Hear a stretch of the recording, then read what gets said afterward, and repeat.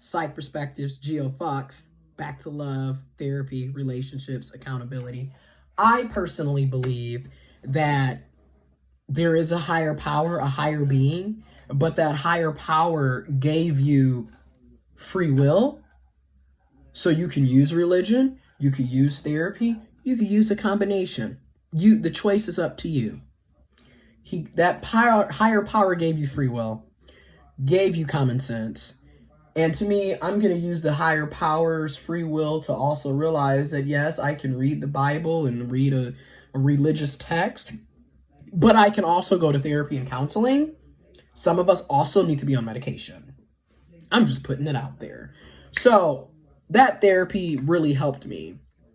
And it really got me digging into deeper pieces of myself that I didn't even really recognize I had issues with. Like, one of the issues that I have is having low self-esteem, which I feel like this is a common issue, unfortunately. But again, is it really surprising when, again, a lot of us grow up in dysfunctional households, and a lot of us, our first bullies were our parents, were our family members.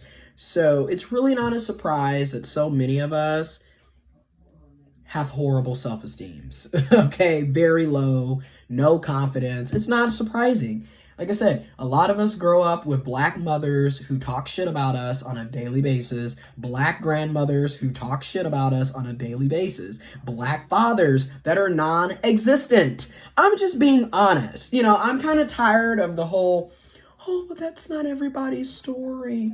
Right, it's not everybody's story, but overwhelmingly, so many of us in the Black community can relate to it. So after a while, it's no longer a stereotype. It's a fucking fact. Anyways, because I get tired of that, and this whole, but you guys are making the Black women to be bad or the Black men to be bad, when yes, Black men and Black women are full of shit. Okay, many of them are not, I'm not going to say many of them, but there's a nice population of us that ain't worth shit. Okay, and if you want to sit up here and make it seem like every Black person you've come into contact with is an amazing person, then you are full of shit too. Anyways, okay, because I'm kind of tired of this, acting like we're all best buddies when we're not. I'm just, if this is the end times, can we at least learn how to be honest for a change? Okay, can we be truthful? So anyways, so I had to work on my self-esteem. Why do I always feel less than? Why do I always feel like I'm not attractive? I'm not smart. I'm not good enough. All of these negative thoughts and feelings towards myself. I had to work on that, and I'm still working on that. A year plus later, I'm still working on that, because that's an ongoing thing, especially when you've spent 26 years feeling that way, and I'm 27. All right, I'm 27 and a half. So it's going to take more than a year to fix 26 years of dysfunction. I'm just saying. And that's another thing that people also need to realize. When you get into therapy and counseling, you have to be willing to do the work. Nothing is going to happen overnight. And that's with anything, You have to be willing to put in the effort. All this complaining, niggas ain't shit, bitches ain't shit, but yet you're never really doing the work to figure out why you keep attracting the same bitches, niggas, people. This is why I'm always saying, that self-accountability piece, especially in the Black community, needs to be highlighted. It needs to truly be implemented, because this playing the victim shit 24/7 is not helping us. I'm just being real.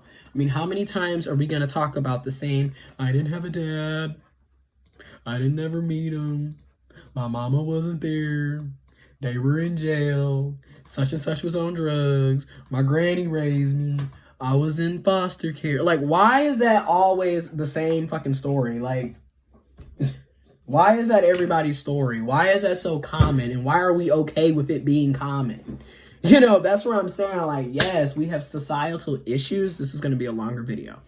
We have societal issues racism, classism, sexism, there's so many different isms of oppression, but we also still have that accountability piece that keeps being left out.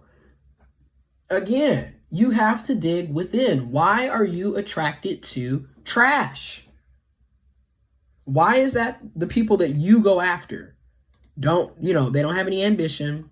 They're clearly going to be on you. Because when I look at, so I'm going to talk about these upcoming videos. I'm going to talk about 3 guys in particular. 2 of which I have talked about numerous times. One I don't really talk that much about, but I'm going to talk about just to give you guys examples of the types of guys that I have wasted my time trying to get to know, trying to potentially date, etc. This is why I say, when I look back at my own actions and behaviors, it's like, bitch, you could have had a V8. You could have had a V8, honey. You really could have benefited from that V8 because this is ridiculous. So one in particular, again, you have to look at and this is why it is so important. You have to look at what you are bringing to the table, okay? Because if you're the one literally bringing the table and they can't even bring a chair, then why are you talking to them in the first place? Again, you often play yourself. And I know a lot of us don't want to hear that because a lot of us want to what? Be the victim 24/7. A lot of us are so caught up in being the victim, it don't make no sense. We're going to find a way to be the victim in every situation instead of owning up to the fact that we were a willing participant in our own demise. Nobody wants to admit that. Everybody wants to act like they didn't have any options, any choices, any say-so. Now, am I saying there aren't situations where, like, you literally have no control over? No, there are situations where you really can't do anything about it. But then there are situations, like I said, if you keep finding yourself in the same situations over and over and over again, after a while, it's you.